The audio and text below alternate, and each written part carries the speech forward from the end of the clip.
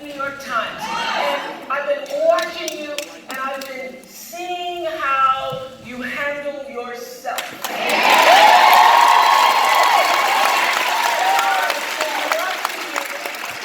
the midst of the onslaught of haters and vitriol that's thrown against you, I've been watching you, and you just keep coming.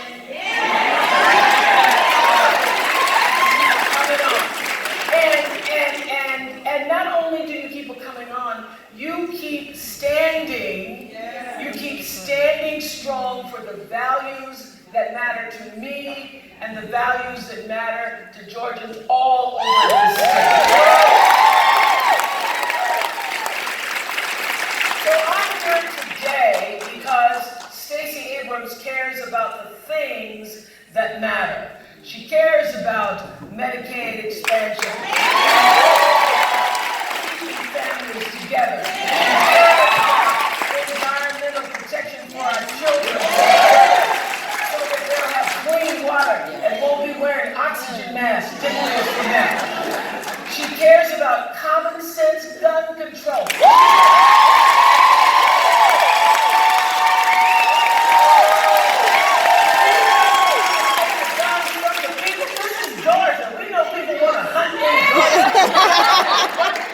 But since when have we lost common sense for common sense?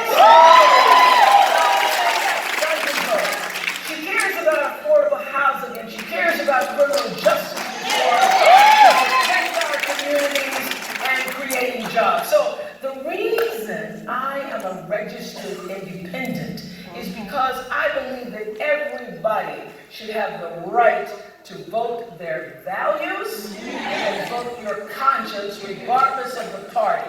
And I tell you, I have voted Republican and I have voted Democrat, and each time I voted for the people who I felt represented my values. So Stacey Abrams' values are in alignment with the consciousness of which our democracy has been founded. The very foundation of our democracy is to think about other people, to live our life in service. It's not just about our individual rights and concerns and our individual protections, but rather it lives and thrives in making sure that everybody is lifted by the community. The baseline is not just what I want or what I need or what's going to fill my pocketbook, but recognizing that what is good for everybody is good for us. She gets that, she understands, and she will serve the underserved of the state.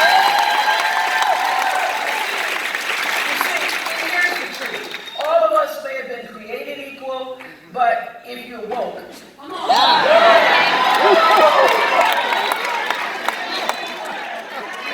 well, just a little bit. You've got sense enough to know that everybody is not treated equally. Reality is we see injustices, big and small, all around us every single day of our lives. And I know it's easy for a lot of people to feel that you have no power against those injustices. But this is what I'm here to tell you. This land was made for you and me.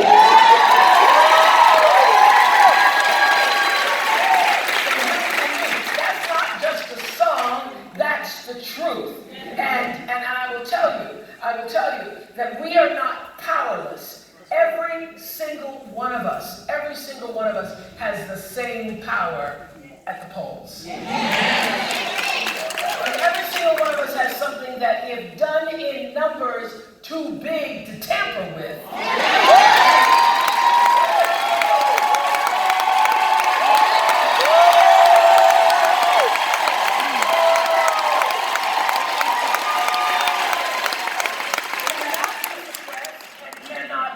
denied.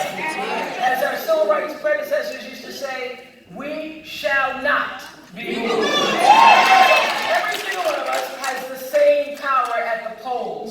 have the ability to go into a tiny booth, or in my neighborhood, it's not even a booth, just a little stand, and every one of us, regardless of the color of our skin, it doesn't matter when you're there at the polls.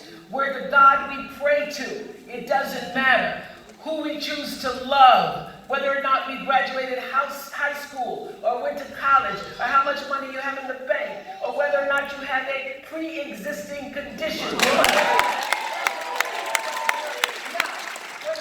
Developmentally disabled. Doesn't matter at the polls.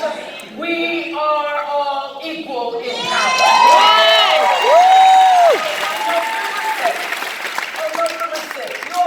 You already got it. You got it. So now your job is to go out and let everybody else know how to get it.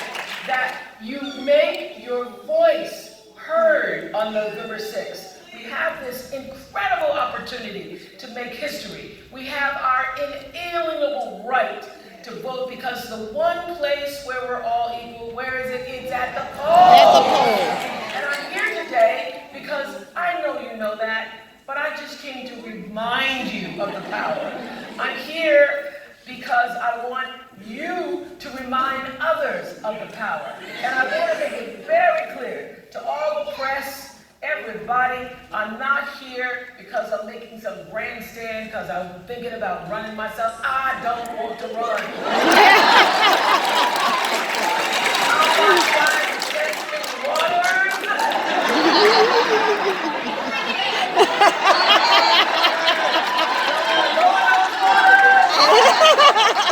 I'm here today because of Stacey Abrams. And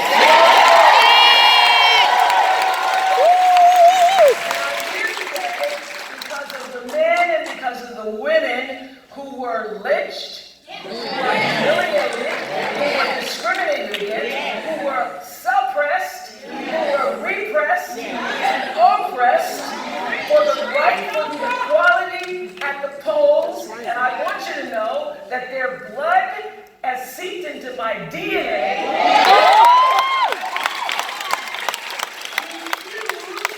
And let their sacrifices be in vain.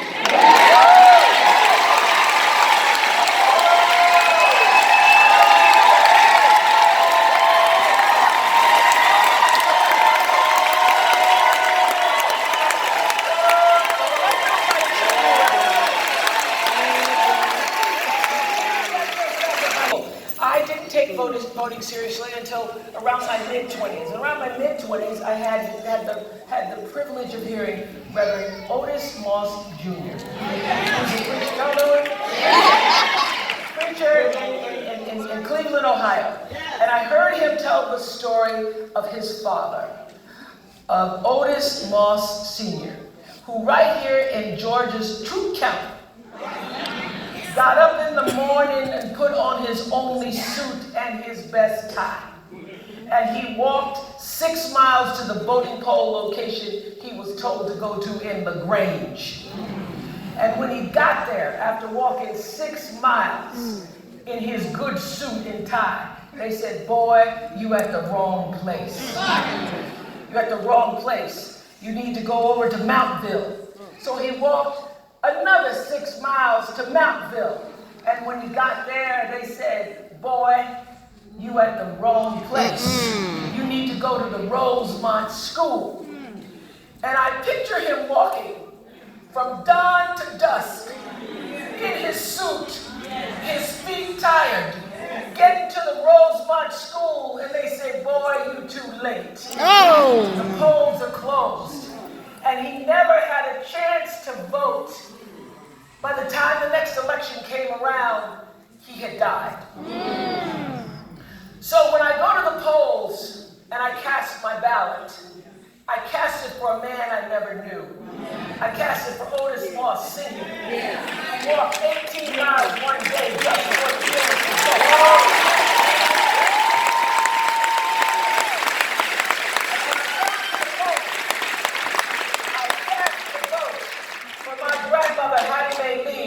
Who died in 1963 before the Voting Rights Act of 1965 and never had a chance to vote. I vote for her. And when I stand in the polls, I do what my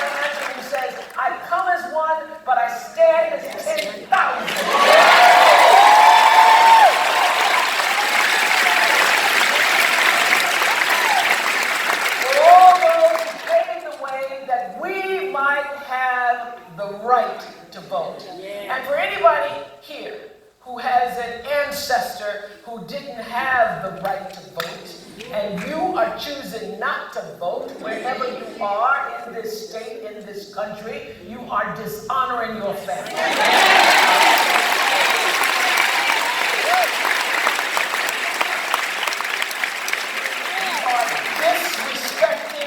And disregarding their legacy, their suffering, and their dreams when you don't vote.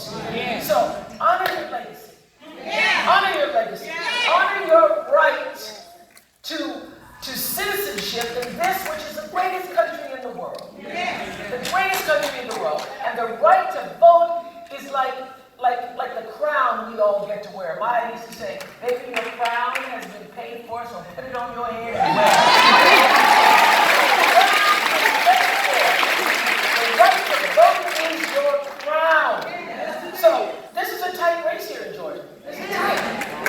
And there are tight races all over this country that depend on all of us giving honor to our greatest democratic right and privilege. So let your vote make a difference. Let your vote count. Let your vote speak for you. If you're a woman, let me just talk to the women.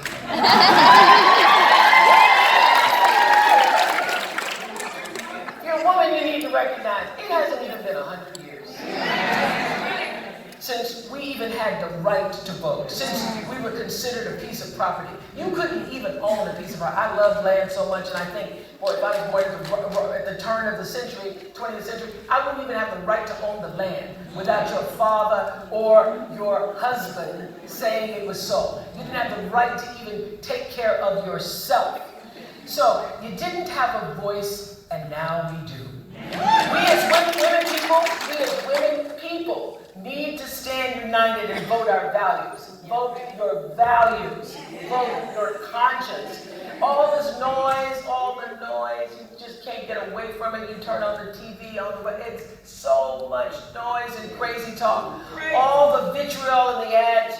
You know what? They are designed to confuse and confound you. That's what they're doing. They're designed to confound you with fear.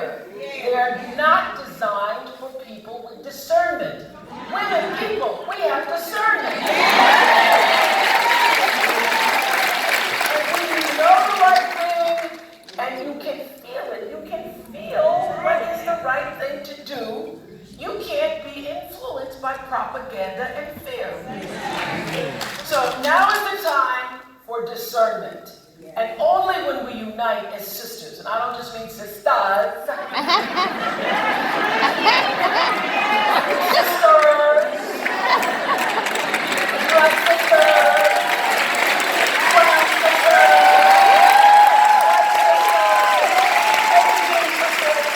LGBTQ sisters.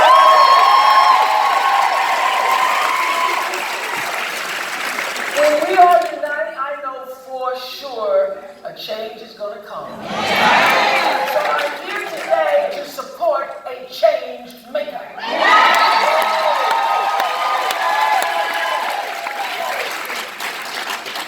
She's a woman who dared believe that she could change the state of Georgia. And that she is dynamic, she is so inspired and inspiring to vote.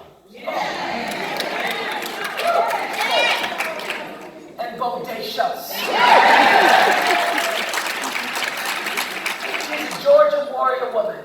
Ladies and gentlemen, Stacey Abrams!